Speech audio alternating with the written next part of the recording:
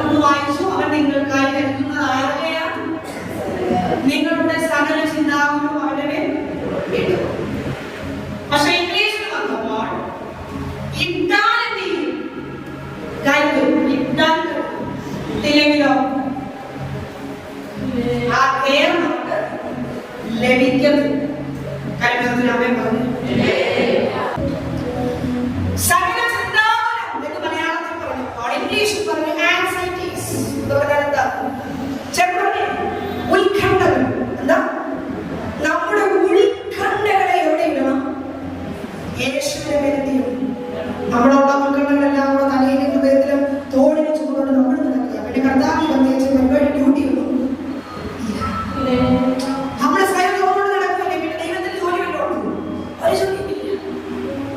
പക്ഷെ എല്ലാ ഉത്കണ്ഠകളും എന്ത് ചെയ്യണം? എവിടെ കൊടുക്കണം? ഇതൊക്കെ പറയേ ചോദ്യം ഉണ്ടാവും സാർ. ഉത്തരം പറഞ്ഞില്ലായിരുന്നു. ഉത്കണ്ഠകളെ എവിടെയാണ്? ദൈവത്തിലാണ്. 4 വിധത്തിലുള്ള ഉത്കണ്ഠകൾ മനുഷ്യന്റെ ജീവിതത്തിലുണ്ട്. എത്ര? സ്വത്രം. ഈ ചിലരെ കണ്ടിട്ടില്ല, ഒറ്റയ്ക്ക് യാത്ര ചെയ്യാൻ പേടി. അതിന് അഗോറഫോബിയ എന്ന് പറയും. കൗമാരക്കാരുടെ സോഷ്യൽ ഫോബിയ. ചില പിള്ളേരുണ്ട് വീട്ടിൽ നോക്കും, ആരെങ്കിലും വീട്ടിൽ വന്ന് അവരോട് സംസാരിക്കുന്നത് അവർക്ക് സോഷ്യൽ ഫോബിയ. അതൊരു ആൻസൈറ്റിയാ. വീട്ടിലൊരാൾ വന്നു വർത്തമാനം പറയുമ്പോഴേക്കും വന്നു കഴിയും. കാരണം അവനായിരിക്കും ചിലപ്പോൾ 15 വയസ്സാകും. പക്ഷെ ആൾക്കാരോട് സംസാരിക്കാം, സൊസൈറ്റിയുമായിട്ട് ഇന്ററാക്ട് ചെയ്യും. സോഷ്യൽ ഫോബിയ അതൊരു ആൻസൈറ്റിയാ. അതൊരു ഉത്കണ്ഠയാ. ചില മനുഷ്യനോട് ഇടപെടുമ്പോൾ ഒന്നരാകും ശരിയാകും. 2 വാക്കുകൾ സാക്ഷ്യം പറയാൻ വായിക്കുമ്പോഴത്തേക്ക് പോകും. ഞാൻ സാക്ഷ്യം പറഞ്ഞ വാക്കുകൾ പോയാലും അതൊരു ആൻസൈറ്റിയാ. ദൈവത്തിന്റെ കൃപ നമ്മുടെ മേലുണ്ടെങ്കിൽ അതിന്റെ 10 വാക്കുകൾ ഇത് നമ്മുടെ ആൻസൈറ്റിയോ നമ്മുടെ ഉത്കണ്ഠയോ. എന്നെ കൊണ്ട് പറ്റുമോ? ചുമ്മാ ആവശ്യമില്ലാത്ത പോലെ ചിന്തിക്കാറുണ്ട്. സ്വന്തം obsessive compulsive disorder. OCD. ചിലർക്ക് ഭയങ്കര OCD.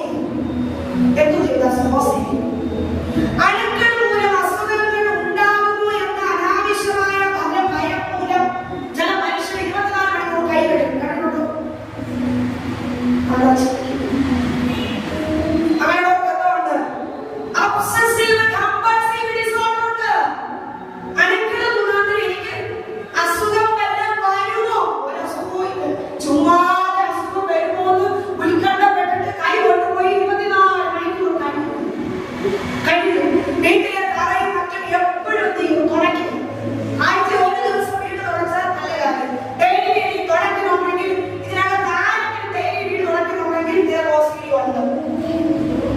ഉത്കണ്ഠ ഉണ്ട്. ചില മനുഷ്യരുണ്ട്, ആരെങ്കിലും അവരുടെ വസ്തുക്കളിലോ അവർ ഉപയോഗിക്കുന്ന സാധനത്തിലോ കൊണ്ടുകഴിഞ്ഞാൽ അത് കൊണ്ടുപോയി എന്ത് ചെയ്യും? അവർക്കൊക്കെ ഓസിഡി കൊണ്ടുവന്നു. അതുകൊണ്ട് ഈ കഴിവ് 1 വട്ടം 5 കഴിവും 10 വട്ടം കഴിവും. ഇതിനെ ഓസിഡി കൊണ്ടുവന്ന് ചികിത്സിക്കണം. അനുവാദമെടുത്ത എനിക്ക് വല്ല അസുഖം വന്നാലോ എന്ന് ഭയപ്പെടുന്നത് ചെയ്യും. ബാക്കി വിശാഖ തലമുന്ന കാലം ലോകത്തിൽ ബന്ധിച്ച് വെച്ചിരിക്കുക. ആർക്കുണ്ടെങ്കിൽ കുഴപ്പമില്ല. വിശാഖ ബന്ധിച്ച് വെച്ചത് അഴിഞ്ഞിട്ടുണ്ട്. ഇനി ആരെങ്കിലും തൊട്ടെനിക്ക് രോഗം വരുമോ എന്ന് പേടി. ഇവിടെ ഈ ആൻസൈറ്റിയെ മാറ്റാൻ ഒത്തിരി മരുന്നുകളൊക്കെ എന്ത് ചെയ്തിട്ടുണ്ട്?